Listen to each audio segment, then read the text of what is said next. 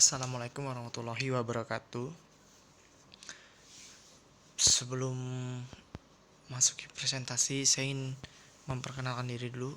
Perkenalkan, nama saya Chairul Indrasono dari kelas TIF 2A1 dari Universitas Ubarajaya, Fakultas Teknik Informatika. Lanjut.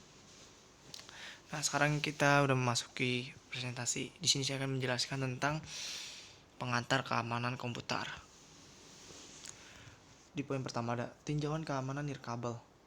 Kekhawatiran terhadap keamanan nirkabel dalam hal ancaman dan penanggulangan serupa dengan yang ditemukan di lingkungan kabel, seperti Ethernet atau jaringan area kabel yang luas. Persyaratan keamanan sama di kedua lingkungan: kerahasiaan, integritas, ketersediaan, keaslian, dan akuntabilitas. Nah, di poin kedua ini ada ancaman jaringan nirkabel. Mencantumkan ancaman keamanan berikut untuk jaringan nirkabel. Pertama, ada asosiasi yang tidak disengaja. Nah, itu dimaksudnya adalah LAN nirkabel perusahaan atau titik akses nirkabel ke LAN kabel dalam jarak dekat, atau disebut juga di gedung yang sama atau berdekatan, dapat menciptakan jangkauan transmisi yang tumpang tindih. 2. Asosiasi berbahaya. Dalam situasi ini, perangkat nirkabel dikonfigurasikan untuk menjadi titik akses yang sah, memungkinkan operator untuk mencuri kata sandi dari pengguna yang sah dan kemudian menembus jaringan nirkabel melalui jalur akses nirkabel yang sah. 3. Jaringan ad hoc. Ini adalah jaringan peer-to-peer antara komputer nirkabel tanpa titik akses di antara mereka. Jaringan seperti itu dapat menimbulkan ancaman keamanan karena kurangnya titik kontrol pusat. Jaringan non-tradisional.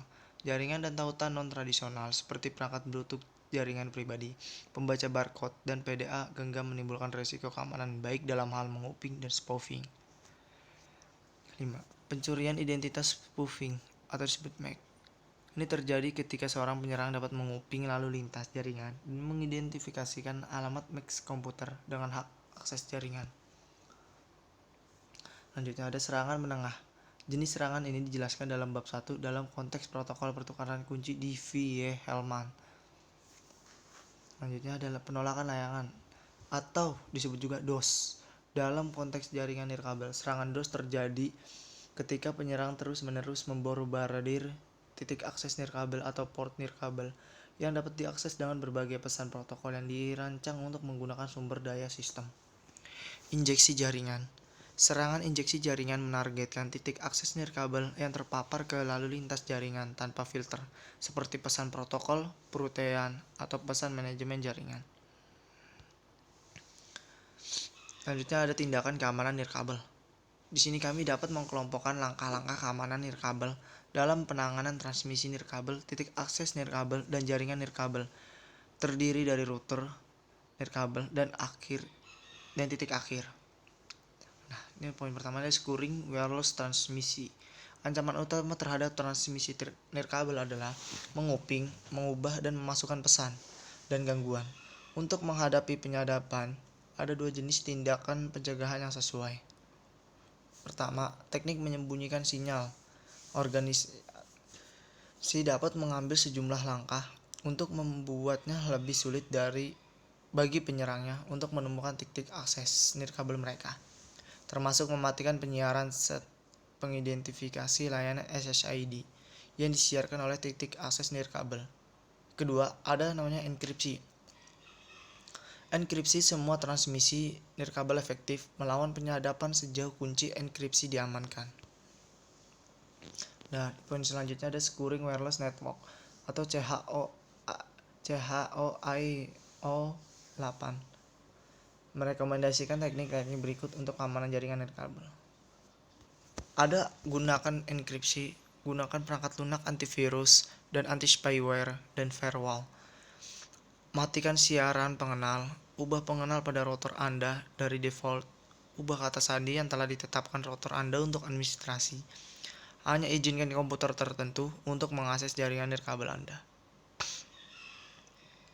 Tinjauan lain nirkabel IEE 8 versi 80211. IEE IEEE 802 adalah komite yang telah mengembangkan standar untuk berbagai jaringan area lokal atau disebut LAN. Pada tahun 1990, Komite IEEE 802 membentuk kelompok kerja baru, IEEE 802.11, dengan piagam untuk mengembangkan spesifikasi protokol dan transmisi untuk LAN nirkabel atau disebut WLAN. Aliansi Wi-Fi semua produk 802.11b didasarkan pada standar yang sama. Selalu ada kekhawatiran apakah produk dari vendor yang berbeda akan berhasil beroperasi. Di poin yang selanjutnya ada aliansi Wi-Fi akses Wi-Fi terlindungi atau WPA. Modifikasi perangkat lunak ke sistem web yang ada. Pertama ada fungsi pencampuran kunci untuk menghasilkan per paket kunci. Nomor urut untuk melindungi terhadap serangan ulangan. Pemeriksaan integritas pesan 64 bit tersebut juga MITS. Menggunakan enkripsi RC4 yang sama. Poin selanjutnya ada IEEE 802.11i. Tahapan operasi. Pengoperasian RSN IEEE 802.11i dapat dibagi menjadi 5 fase berbeda. Sifat fase yang tepat akan tergantung pada konfigurasi dan titik akhir komunikasi. 2 stasiun nirkabel BSS yang sama berkomunikasi melalui titik akses untuk BSS itu.